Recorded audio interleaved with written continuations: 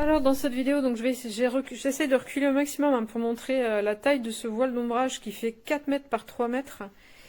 Voilà, on va aller regarder plus en détail. Donc on est sur un voile d'ombrage très polyvalent. Nous on va pouvoir l'utiliser pour les plantes, pour protéger la serre. On a une serre pour faire pousser les semis en dehors de la période estivale, mais l'été elle devient trop chaude, donc ça peut être un moyen de protéger. On peut s'en servir comme ombrage pour la terrasse également. Il y a plein d'usages différents, c'est très polyvalent. Donc on est sur une espèce de tissage qui laisse passer un petit peu, ça laisse passer 95% des UV.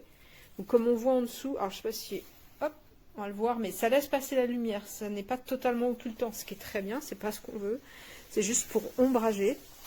On a un renfort sur tous les côtés, comme ça, qui est cousu avec 6 coutures, des anneaux ici, et sur les angles, on va trouver des anneaux renforcés pour tirer. Ouais, c'est vraiment costaud, c'est renforcé en plusieurs endroits, on a des coutures de renfort.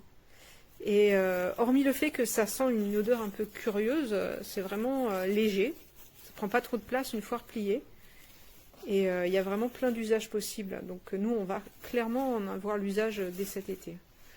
Et mon mari me faisait la remarque qu'avec la taille que ça fait, on peut le mettre sur un pan de maison plein sud pendant les périodes de canicule pour limiter l'impact de la chaleur. Voilà, c'est vraiment bien.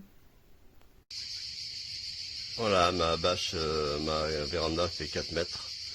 Et on voit très bien que la bâche n'arrive pas du tout où elle devrait être. Et dans l'autre sens, c'est exactement la même chose. Puisque regardez au plafond, j'ai mis une 3x4.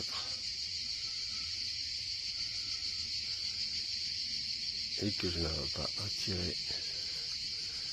Donc voilà.